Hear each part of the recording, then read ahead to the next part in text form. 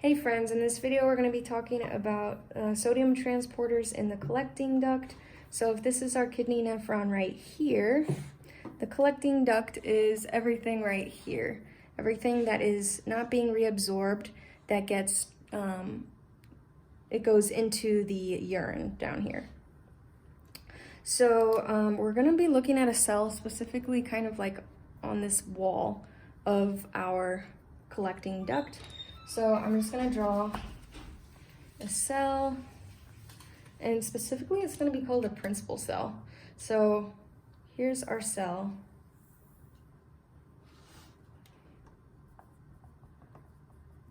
Principal cell of collecting duct.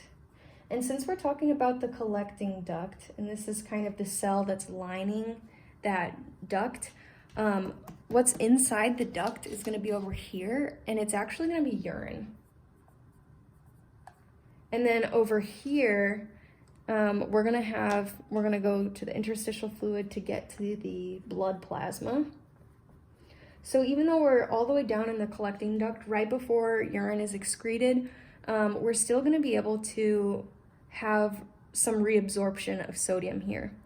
It's a pretty small amount of reabsorption of sodium, but blood gets filtered so many times throughout the day that in a day's time, it's actually like a lot. It's actually about like 30 grams of sodium, which is quite a bit, even though if you're looking at just one filter through the nephron, it's a very small amount. So anyways, we're gonna have transcellular transport, which just means the sodium is going directly through the cell, and it's gonna need two transporters to do that. But anywhere sodium goes, water follows. And so if you had water following, it would go through what's called paracellular transport, where it's kind of going around cells instead of directly through them. So let's talk about our two channels. So our first one is going to be our second door, because we're moving left to right, but it's going to be our second door here to get through this cell. I'm starting with this one because it is the primary active transporter, which means it is using ATP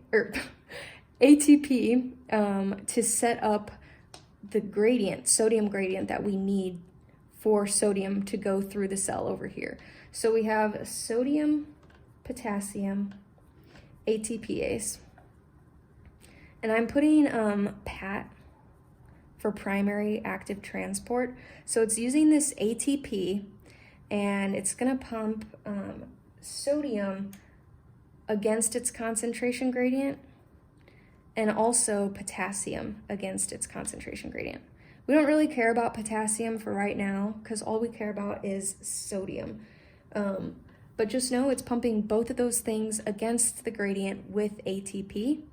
And now that it's pumping sodium out, it sets up the concentration gradient for sodium. So if it's pumping sodium out, we're going to have high sodium outside the cell, low inside the cell, and then again over here, high outside.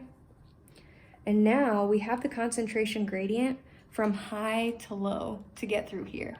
Because if we don't want to use ATP or energy here, we need to go high to low. So we don't have ATP over here, but what we do have is a transporter called an ENaC channel. E for epithelial, Na for sodium, and then C for channel. And since it's going high to low, it's literally just going through this channel. But it's secondary active transport because it needed primary active transport to set up that gradient so that it could go high to low. But something else I want to say about ENaC is it needs the hormone aldosterone for insertion. So aldosterone is this hormone that goes in and it inserts these ENaC channels into the principal cells of the collecting duct so that you can reabsorb more sodium. So I just want to draw something out really quick. So say you have your kidney. Here's your kidney. Your kidney wears this little hat. This is the adrenal gland. And actually, the inside here, that's the adrenal medulla. And then this outside cortex, the adrenal cortex, is what releases aldosterone. And it can release it in response to many things. We had that renin-angiotensin-aldosterone system, and that it released aldosterone at the end of that pathway. But it's the original stimulus is what we really care about, and that is decreased blood pressure or decreased blood plasma volume. So if you, for example, are excreting a lot of sodium, or if you have a lot of sodium being excreted, you're going to have a lot of water following the sodium, because water follows solute.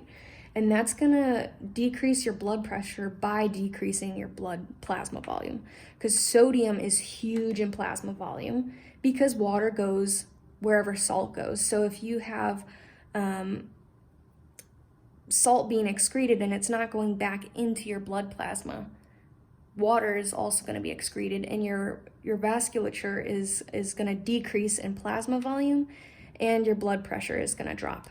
So that is kind of the signal that says let's do that renin-angiotensin aldosterone system so that we can release aldosterone from the cortex, adrenal cortex, and then that signals ENaCs, epithelial sodium channels, to be inserted into principal cells. And so by doing that, we're going to increase the absorption of sodium into our blood plasma, and then where sodium goes, water's going to follow, and we're going to increase the plasma volume and increase blood pressure. So it's negative feedback, because the initial stimulus was decreased blood pressure and decreased blood plasma volume. Then we released aldosterone, inserted the sodium channel, and then reabsorbing sodium opposed the original stimulus. So now we have increased blood pressure and increased blood plasma volume.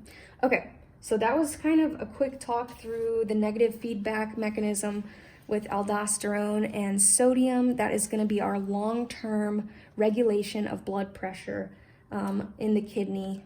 So yes, ENaC channel. We had the concentration gradient from our primary transport, and we just went high to low to get in here. So sodium went from the urine to the epithelial cell. And then again up here, we pumped against our concentration gradient and went out and through the interstitial fluid to the blood plasma. So that is the transporters for the principal cell of the collecting duct.